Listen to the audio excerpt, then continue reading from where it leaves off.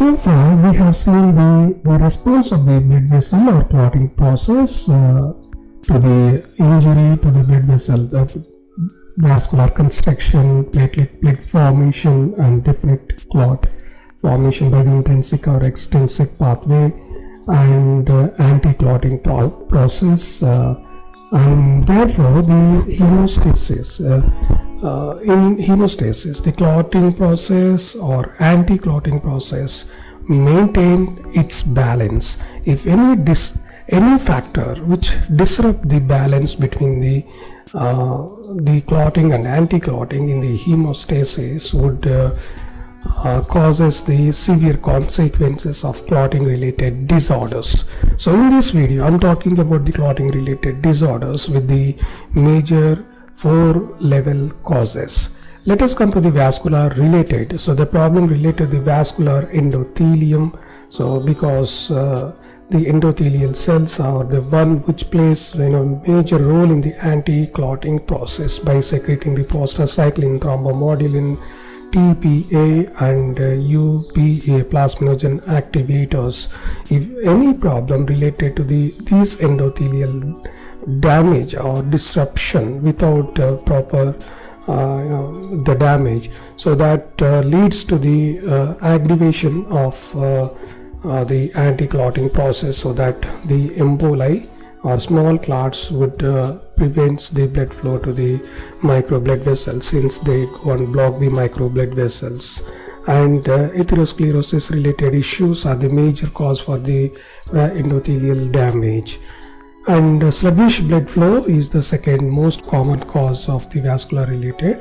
So usually the peripheral blood flow at the microcirculation, the flow of the blood is very minimal. If the flow is falls below the critical level, so that triggers the activation of the factors, clotting factors, so that it forms the small amount of the clots. So the vascular related problems aggravates the clotting mechanism. Then platelet related, so any problem related to the platelets, mainly the cytopenia, thrombocytopenia. Penia means low, cyto means cell. So low production, maybe the problem lies in the bone marrow, the precursor cells of the platelet related, and problem in the receptor itself. So platelet receptors are the essential in order to bind each other with the concrete bridge. So and disease related to the platelet damage. So the classical example in recent past is the dengue fever. In the dengue fever, the virus usually attacks the platelet, and the platelet related issues may minimize the clotting process. So therefore it disrupt the balance of the hemostasis. And clotting factor related and maybe congenital or supplemental deficiency, mainly by the vitamin K deficiency. In congenital deficiency of the factor number 8 and factor number 9 and von Willebrand factor.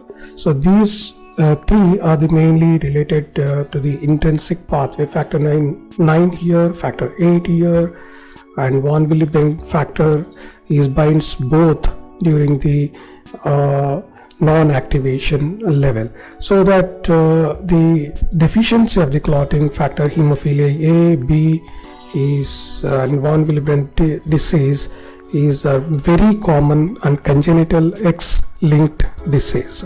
And supplementary related, vitamin K is the most common supplement deficiency, which minimizes the clotting process. Disruption of the hemostasis by the clotting factor related would minimize the clotting process.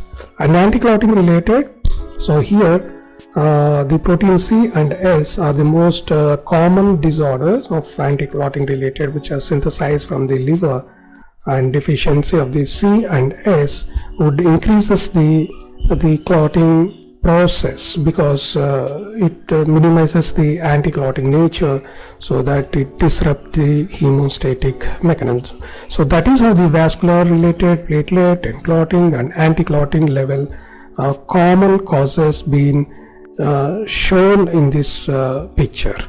thereby disrupt the hemostasis and increase the clotting process or decrease the clotting process. So pathophysiological consequences of the disbalanced hemostasis is the ebola is a very common cause of small blood clots, usually blocks the small blood vessels at the peripheral level, and especially the veins are prone to the thrombus. Local level block of the blood vessels is the most common feature of the thrombosis.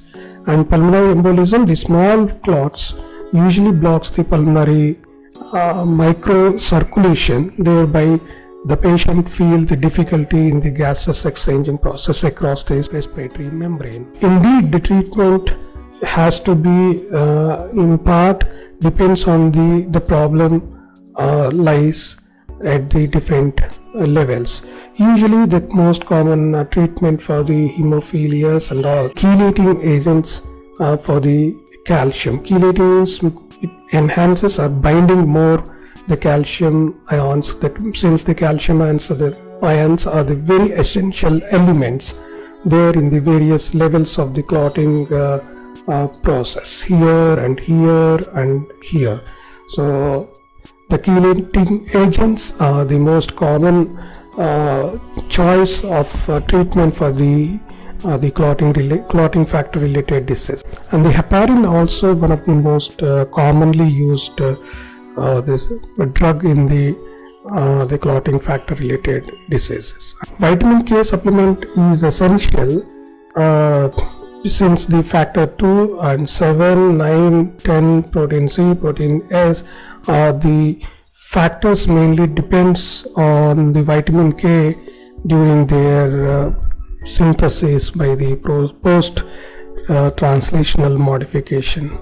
So this is all about the hemostasis, disorders of the hemostasis and their causes, pathological consequences and treatment in general. Thank you for watching. Thank you.